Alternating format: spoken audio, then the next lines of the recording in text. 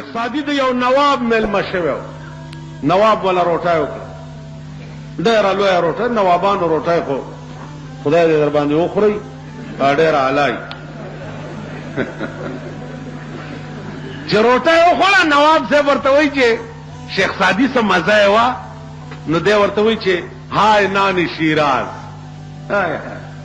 زما د کلي روټۍ چې ده که نه د هغې ډېر لوی خوند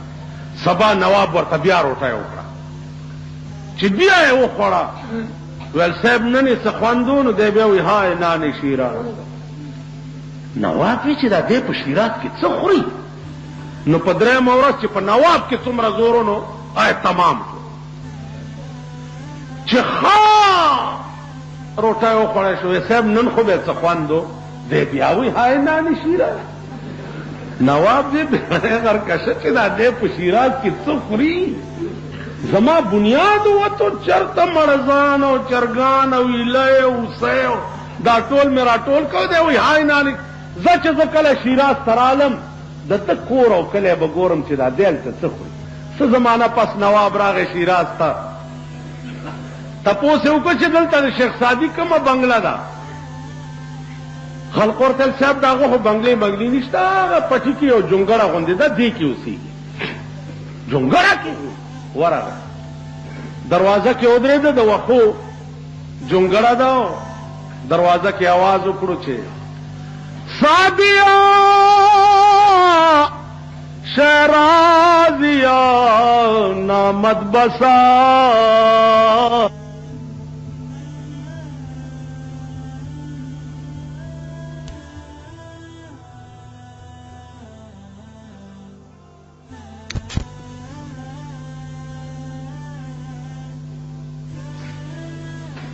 ورته نواب صاحب تا څه ووې پلار مې کور کې نشته هغه الفاظ بیا ووایه چې زه جواب درکړم اوړه لورې وړه ورته ویم با ووې چې سادیا شیرازیا نامت بساست نامه یې بسته چې سړي اورېدی کور یې د لیدو نه دی ماشومه ورته څه وایي وایي پلار مې نشته خو د دې خبرې جواب واوره نواب صاحب قافله رفتن د ماهم مې رویم قافله رفتن د ماهم مې رویم از برای چند روزی خانه بس ورته نواب صاحبا دنیا ټوله لاړه او مونږ ورپسې روان یو د یو څو ورځو اوسېدو دپاره دغه جونګړه بس ده نواب په جړا شو ورته وایي بچیه ته لږ بیا ووایه ورته وایي قافله رفتل د ماهم مې رویم از برای چند روزی خانه بس نواب صاحب دنیا ټوله لاړه او مونږ هم ورپسې روان یو د یو څو ورځو اوسېدو دپاره دغه جونګړه بس ده نواب ورته وایي ما ته د یو لوی یاد راتازه ابراهیم ابن ادهم ډېر لوی بادشاه و نیمه شپه ده په پالنګ کې په خپل محل کې پروت دی یو سړی پاس ګرځي په کوټه ابراهیم ابن ادهم आवाज کې څوک یې وی صاحب غویانو والا ما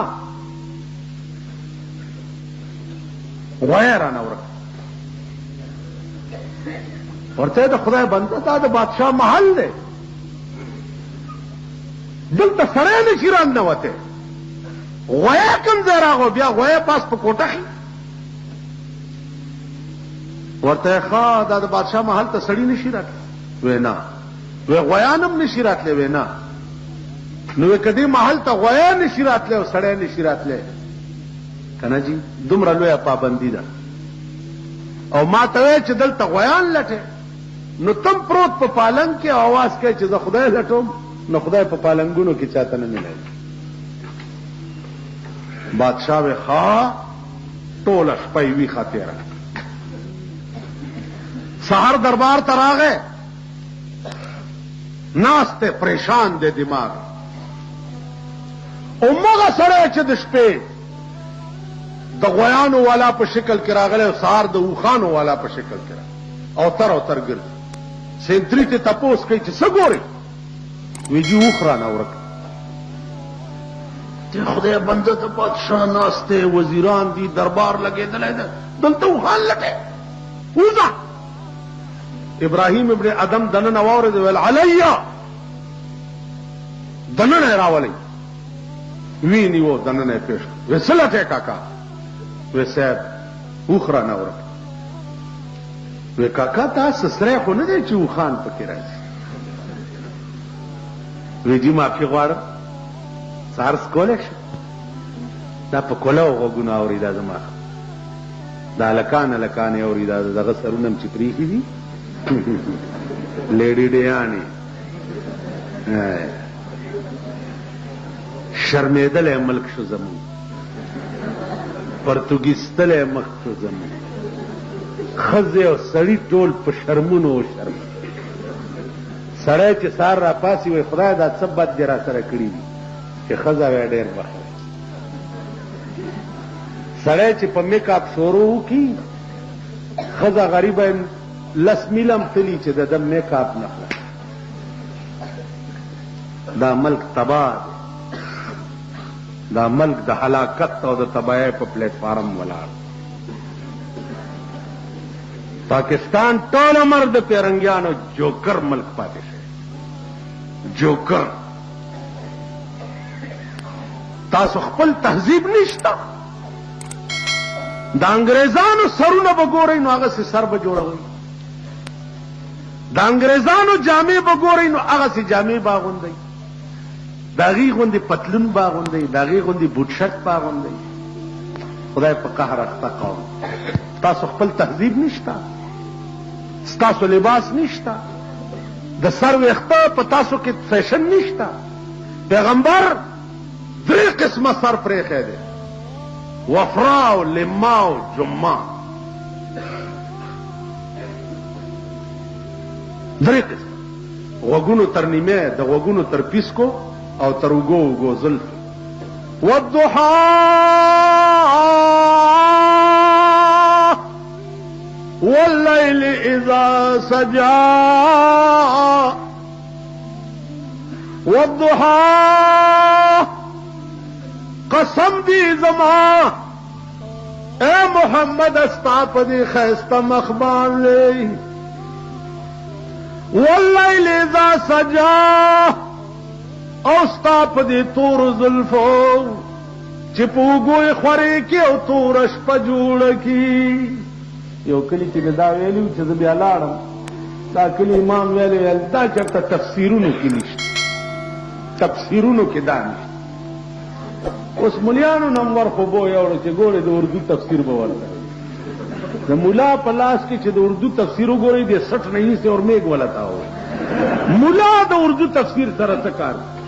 کپارجی نه پوهېږي تاړو ملا نه خره ورته والی چې پټو ته سره چلا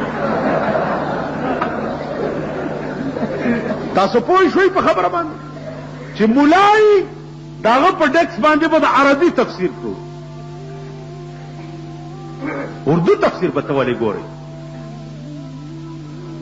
والضحى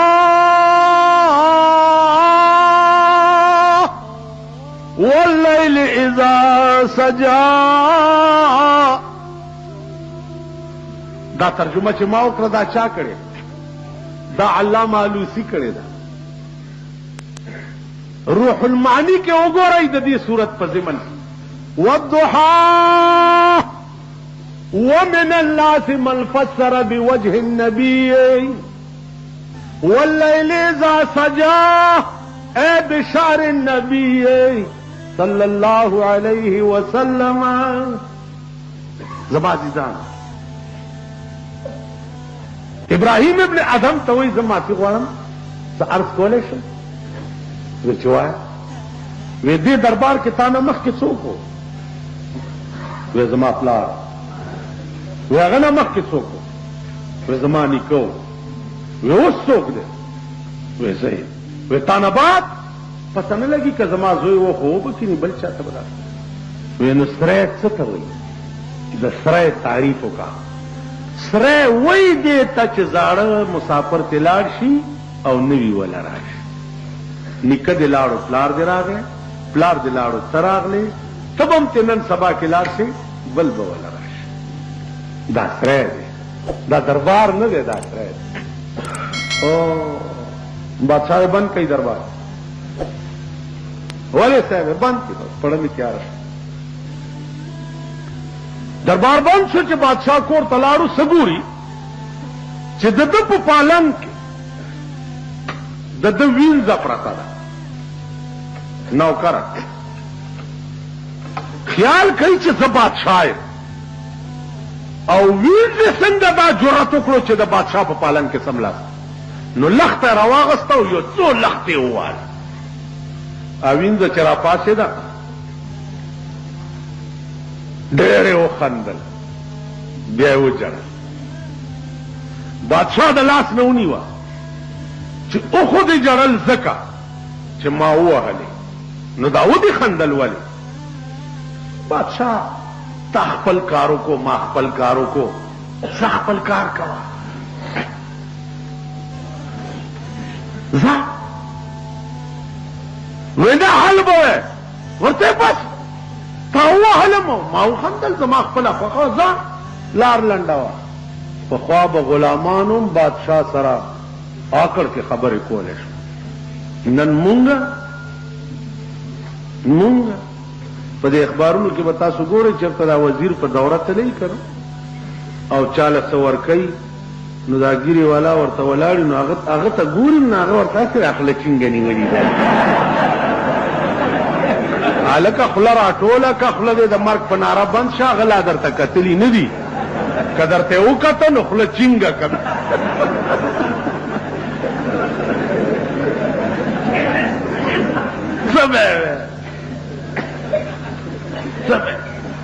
وی چاله ورشم چې وجاړم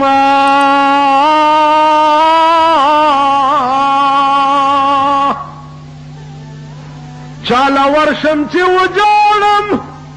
تینا دین اسلام غواړم. چاته وی ویر زده بادشاہ ته وی ځه کار کوه. وی نه بچیا حل به وی. ورته لو بادشاہ د ډېرې زمانې نه مې دا ارمان و په زړه کې چې دا پالنګ دا ډبل بیډ چې بادشاہ پکې سر نګون پروت وي او د بېغمۍ خوبونه پکې کوي چې د دې مزه به څنګه وي. د ډېرې مودې نه مې دا ارمان و، نن مې هغه ارمان ووتو. مزه مې د پالنګ واغستا، زړه مې خوشحال شو، ځکه مې وخندل. ویل نو دا ودې جړل ولې؟ ویل بادشاہ ومې جړل ځکه چې په دې پالنګ کې ما 10 منټه تیر کړه. په دې پالنګ کې ما 10 منټه تیر کړه، ماله خو دومره سزا میلاو شوه. اے خدای چې څوک شپه ورځ پکې پراته وي چې هغوی له به څومره سزا ورکوي. الله وینځه ده. بادشاہ له هغه خبره وکړه چې په زړه کې ورته درد او به کوي چېرته او به کوي. تسبیح خو آسان شی دی، ګیره پرېښولم آسان کار دی. تندی په سب سره مګل مګل چې تور داغ پې جوړ شي دا هم آسان کار دی. ګران کار څه دی؟ ګران خوان کار تسبیح پلاس کې په جمعات کې کېناستل خو خوان کوي تسبیح پلاس کې په جمعات کې کېناستل خو خوان کوي لیکن تورا پلاس کې په میدان کې ودرېدل ډېر خوان کوي دا ډېر ګران حق ویل او بیا هغه چاته حق ویل چې دا ځای دی وهي د دې ځای د وهنو یای پکې هغه ته حق ویل دا ډېر ګران پیر جوړېدل خو ډېر آسان کار دی خو یو کوټنۍ کې کېنه او خلق به وایي چې دا پیر صاحب بېګا د شپې اندام پروت او صاحب د دې کوټې نه پیریان هم ولتله او راتله نو دا بیا دومره جاهل قوم هغه بې لکۍ دي چې دا به نه ګوري نه غوږ او نه سپېږمې خو روان دی تاسو پوه شوئ